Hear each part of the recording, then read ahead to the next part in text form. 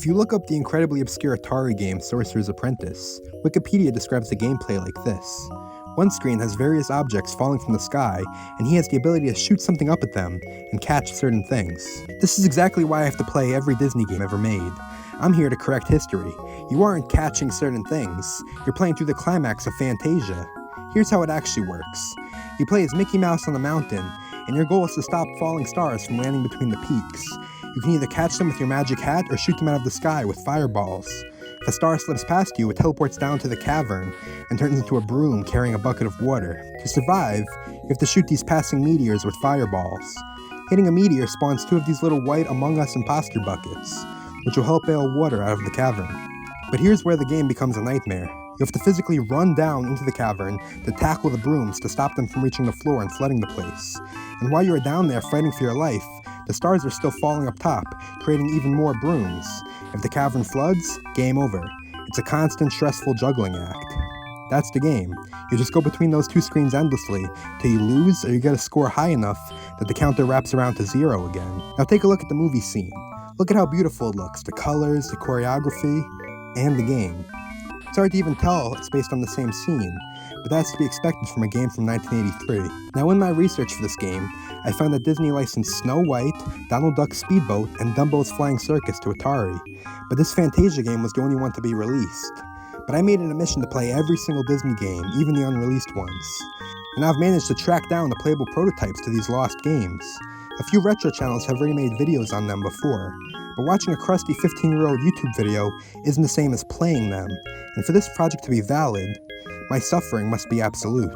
However, there is one detail that is often overlooked about Sorcerer's Apprentice. It is mentioned subtly on AtariProtos.com. Look at this. Notes. Peter Niday's initials may be hidden in the game. What does this mean? I did some digging and found this. Scoring exactly 10,000 points, or multiples of, caused the large and small stars to turn to the letters PCN for Peter C. Niday. Peter Niday was the programmer for this game, and he hid his signature in it. You know what that means. For this to be a comprehensive video, I have to find it. After agonizingly failing by getting the basement flooded over and over, and having my save states get soft-locked into a certain loss, I finally realized that this was much harder than it looks. I tried just focusing on stopping the brooms from flooding the cavern. I thought this was the meta, but they were just coming too fast. I tried focusing on just collecting stars. Nothing. It was failure after failure, restart after restart. Then I looked through the manual again. What's this? Catching a star is 6 points. Hitting a bursting star is 50 to 80 points. Remember, the goal had to be a perfect multiple of 10,000. That means if you collect the wrong amount of points, you get a 10,010 or 10,006, and you won't get the secret. But now I was determined. So I locked in. I hit the meteors to spawn the Among Us buckets. I tackled the brooms like a linebacker. Then, there it was, 9,872. Mathematically, this was the threshold for getting exactly 10,000. I carefully caught stars and shot them until I got to exactly 9,920.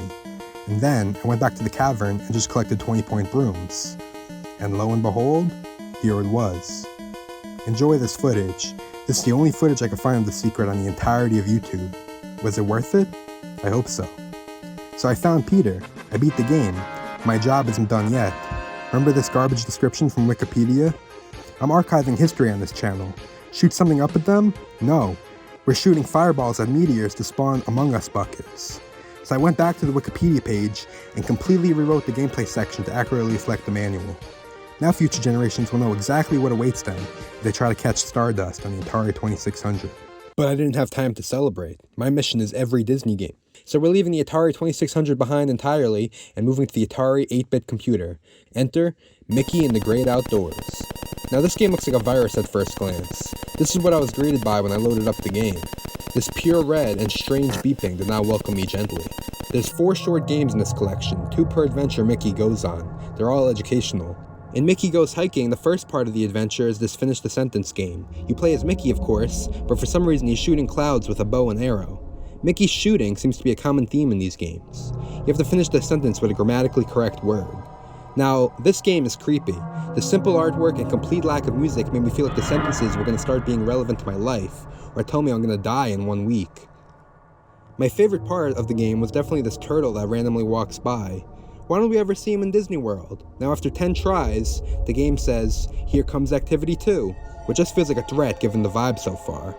In the next game, there are 4 flowers, and if you take the letters from them and rearrange them to spell a word. Basically, Mickey Mouse predicted Wordle in 1983.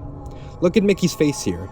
I'm entirely convinced that behind this wall, those aren't Mickey's legs. That's a Lovecraftian beast that has shapeshifted like an anglerfish to look like Mickey Mouse so it could hunt children.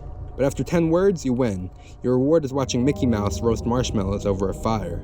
But we still can't celebrate yet. We have the next adventure of this game, the dreaded math adventure. So we're back to the mountains, and look at Mickey here. I'm even more convinced there's something incredibly wrong. But anyway, you catch butterflies to complete the math equation correctly. Simple stuff, even if you suck at math like me. 10 equations completed, and Mickey goes to the river. And there's another aquatic animal that is never shown in Disney World, the frog. Look at his face. Now this frog in the Princess and the Frog ride does not even come close. The point of this game is to look at the mathematical pattern and stop the frog when he lands in a number that fits the pattern by fucking slamming him with your oar. You have to do it twice because there's always 2 numbers missing. This game is basically animal cruelty. Why Mickey is doing any of this, shooting at clouds with bows and arrows to complete words or hitting frogs with oars as part of his great adventure outdoors, I really can't tell you. It's canonical now though. When we get to the good Mickey games, we have to remember that this is what he was doing in the 80s. But look at that, I won. Mickey is back at the campfire roasting marshmallows. So that wraps up Mickey in the Great Outdoors, and my overall impression is that it sucks. It sucked so much, in fact, that my editing software lagged anytime I dropped footage from the game into it. So I think we can all be thankful that that's all there is to the game, and we can move on to the unreleased ones. Now, we're back to the Atari 2600, and specifically Snow White. Now this game went through development hell to such a point where there are 2 unfinished versions. This is what the programmer Greg Easter said about it. There are many versions of the Snow White game. In fact, I officially started calling it Snow White in the 7 versions, as different people in marketing kept wanting different things. This is how it became a 3-scene game, in an effort to please everyone. Regardless, the more finished one, which was 50% done, was eventually cancelled because the suits could not reach an ultimate decision about what they wanted the game to be. At one point, they even wanted to change the game to a non-action title centered around the magic mirror. To quote Greg again, Snow White made it all the way through product testing, focus testing, in which they brought children in to play the game, with psychologists writing reports on how the children reacted to the game, and packaging design/artwork. If Atari had lasted just a few more weeks, it would have been on the shelves. Greg went on to work on another Atari game called Mark of the Mole, which was also cancelled. He then left the company entirely. I actually found Greg's actual notes as he was working on the game. What you are looking at is the mad scribblings of a man who was doomed by Atari to endlessly push the Snow White boulder up the hill, only to watch it roll down to the bottom again. Note the crossed out words and the fact that this one says screen 3 or 2. This is a multi-million-dollar company that is hiring actual psychologists to analyze children's reaction to their games, and the lead programmer is reduced to drawing frantic stick figures of a dwarf dodging apples in red pen on accounting paper. Pretty heartbreaking stuff. Let's boot up version 1. Honestly, I was pleasantly surprised. You start in this pseudo 3D mine, and your 7 lives are the 7 dwarves. For 1983, this illusion actually holds up. Just look at the lanterns, they have way more detail than anything in Sorcerer's Apprentice. The goal is to collect white pixels, diamonds, to fend off a bat in the next level. On hard mode, you also have to dodge rocks and low-hanging bars to knock you flat. And listen to this, grabbing a diamond triggers a tiny 8-bit cover of Hey Ho.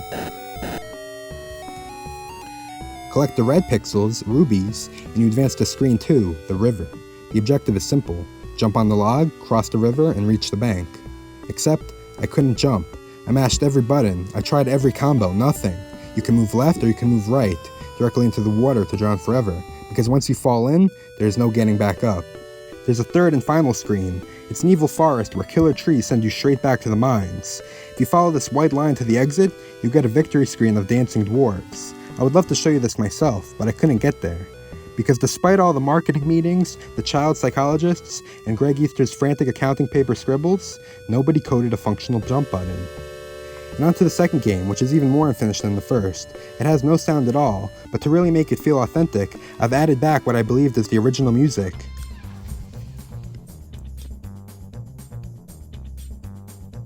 That's right, this is a 1980s version of Subway Surfers. It's an endless runner where you run down these stairs and avoid obstacles. What makes it slightly different is that on the top, the evil witch is getting closer to Snow White's house. But since it's unfinished, when she gets there, nothing actually happens. The game doesn't end. So it really is an endless runner. You can climb up these ladders that occasionally spawn to get to the next level, and this level is green stairs. But that's it. That's all Greg managed to add. You could still run and avoid obstacles with new and improved green this time. Before we wrap up the Snow White saga, I want to actually step away from the games for a second, because I found something while researching Greg Easter that changed how I felt about this video. He left Atari in 1984. None of his games ever shipped. In 2012, he started a YouTube channel called Cooking in Russia, which he later renamed to Cooking in Finland after he moved to Helsinki and started working as a chef. When I was researching this and watching these videos, I felt that this was the thing he was actually meant to do. He passed away in September 2022 at 76 years old. So think about it this way. At Atari, he had marketing executives changing the brief every other week. He had child psychologists watching children play his half-finished games and writing reports on it. He spent months drawing frantic stick figures in red pen on accounting paper for a Snow White game that got canceled. And then he left and spent the rest of his life cooking and teaching people how to cook, with no focus groups and no scope changes and no one telling him the dwarves needed to be different. He just got to make things and finish them.